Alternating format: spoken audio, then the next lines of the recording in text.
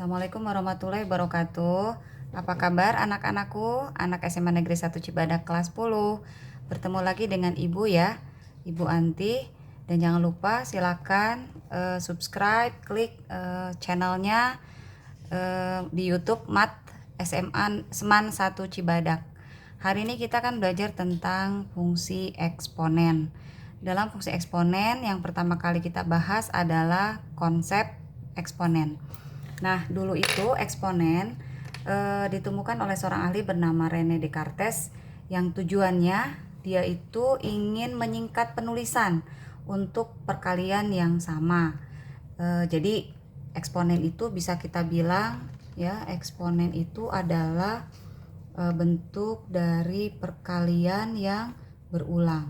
Contoh, kalau kita punya 2/3, itu artinya kita kalikan 2-nya sebanyak 3 kali. 2 kali 2 kali 2 ya, atau kita bisa menghitung isinya adalah 8. Nah, ini adalah konsep dari eksponen, yaitu untuk menghitung menuliskan perkalian bilangan yang berulang, sehingga muncul bentuk umum ya. Bentuk umum untuk eksponen itu adalah A pangkat N, itu artinya A diulangi sebanyak N ya. A kali A kali A kali terus kali A sampai ini sebanyak N. Ya, ini adalah bentuk umum dari persamaan eksponen, di mana A ini adalah bilangan pokok sedangkan N ini adalah pangkat. Sehingga kalau kita lihat pada contoh yang tadi, misalnya 2/3, 2-nya ini sebagai bilangan pokok dan 3-nya sebagai pangkat ya. Jelas sampai sini ya? Ini adalah bentuk umum dari persamaan eksponen. Oke, kita masuk ke bagian yang kedua, yaitu tentang sifat-sifat eksponen. Nah, ada apa saja sifat-sifat eksponen yang akan kita pelajari? Ada banyak sifat, kita pelajari untuk pertemuan kali ini baru sampai ke 6 ya. Sifat yang pertama adalah sifat perkalian. Sifat perkalian, misalkan ya, Ibu kasih contoh, misalnya 2/3 dikali 2/2. Ini kalau kita kerjakan bagaimana? 2/3 itu artinya 2-nya ada sebanyak 3 kali, kemudian kalikan lagi dengan 2/2, artinya 2-nya ada 2. Sehingga kalau kita lihat ini terjadi perulangan pada bilangan yang sama sebanyak berapa? Tuh 2, 3, 4, 5. Berarti isinya 2/5. Maka muncullah, kira-kira kalau 5 itu dapatnya dari mana ya? Kalau dari pangkat-pangkat ini 3 sama 2 diapakan? Dijumlah ya. Maka kalau begitu kita muncullah konsep bahwa kalau bilangan pokoknya A pangkat M dikali A pangkat N ya, asalkan bilangan pokoknya sama nih, angkanya sama, maka caranya tinggal menjumlahkan pangkatnya M ditambah N. Ini adalah sifat yang pertama. Paham ya? Jadi pangkatnya tinggal dijumlah, 3 tambah 2 adalah 5. Kemudian muncul sifat yang kedua, yaitu sifat apa? Sifat pembagian ya, lawannya dari perkalian adalah pembagian. Misalnya contohnya apa ya? 2/6 misalnya dibagi 2/2.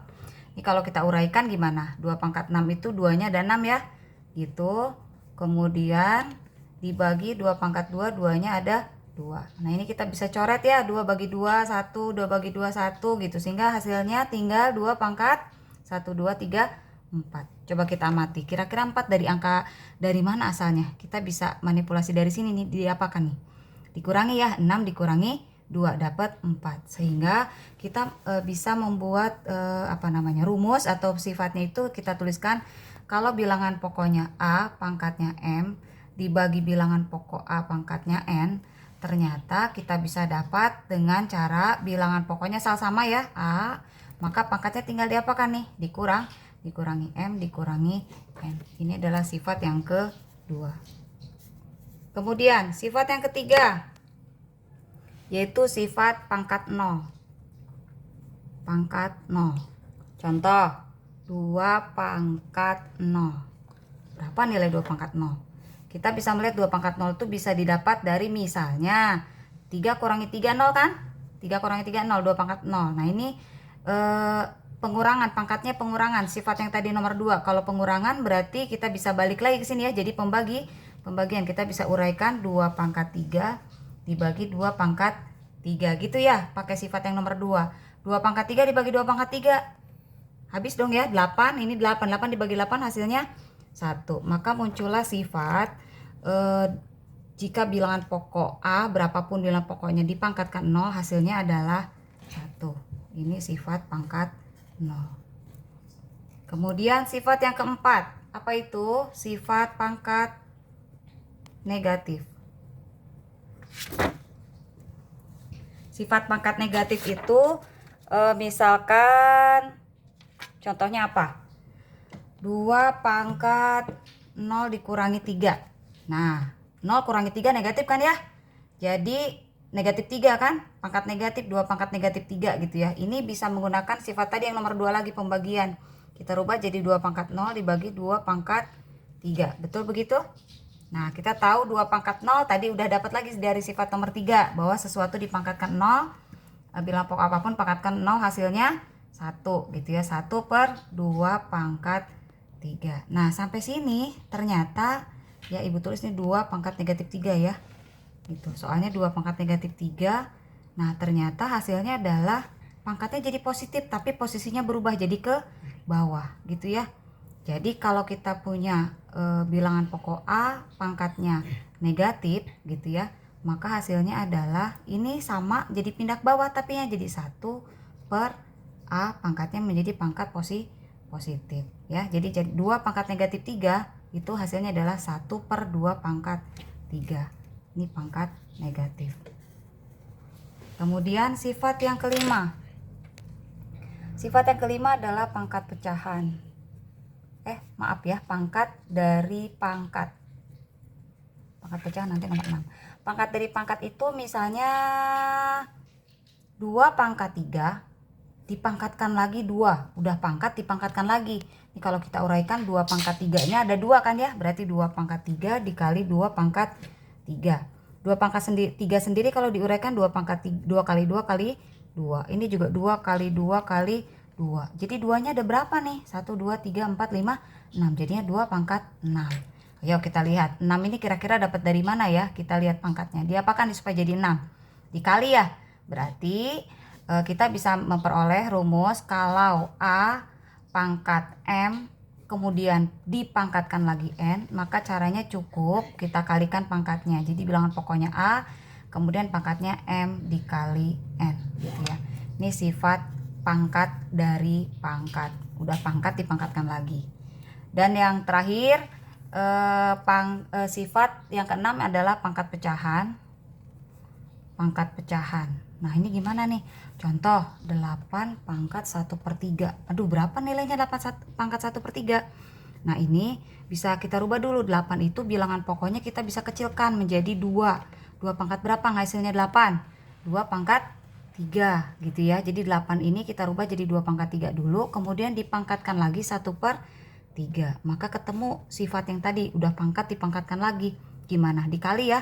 Berarti jadi bilangan pokoknya 2, pangkatnya kita kalikan 3 kali 1 per 3, 3 kali 1 3 dibagi 3 1, jadi hasilnya 2. Begitu kalau mengerjakan pangkat yang berupa pecahan. Kita bisa menuliskannya misalnya A pangkat M bagi N gitu ya. Nah ini sifat perpangkatan. Nah sifat perpangkatan kadang muncul berupa akar. Nah ini bisa dirubah menjadi bentuk akar menjadi, atau dibalik ya, akar menjadi bentuk pangkat, sama aja dibolak-balik sama nih.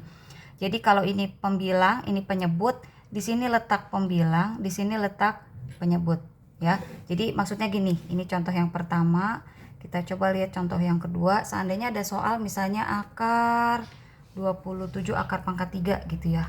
Ini gimana ngerjainnya? Langkah kita pertama merubah bilangan akar menjadi bentuk pangkat. Di sini pembilang, jadi bilangan pokoknya 27. Pangkatnya ini ya, pembilang ini mana? Ada pangkatnya nggak? Nggak ada, berarti sama aja angka 1 ya. Pembilangnya 1, penyebutnya adalah 3. Nah ini muncul lagi sama seperti contoh yang tadi, sudah berbentuk pangkat pecahan. Maka kita tinggal rubah 27, coba dirubah menjadi bentuk pangkat bilangan pokok yang lebih kecil berapa ya? 3 ya? 3 kali 3 9, 9 kali 3 27 kan? Berarti kita bisa rubah 27 itu menjadi 3 pangkat 3 gitu. Ini sama nilainya. Dipangkatkan lagi sepertiga, maka jawabannya adalah bilangan pokoknya 3, pangkatnya kita kalikan. 3 kali 1, 3 bagi 3, 1. Maka jawabannya adalah 3 gitu ya. Jadi ini cara merubah dari akar ke bentuk pangkat gitu. Ini pangkat pecahan, caranya seperti itu. Demikian materi kita, masih ada sifat yang ke berikutnya nanti akan kita bahas pada pertemuan selanjutnya. Assalamualaikum warahmatullahi wabarakatuh.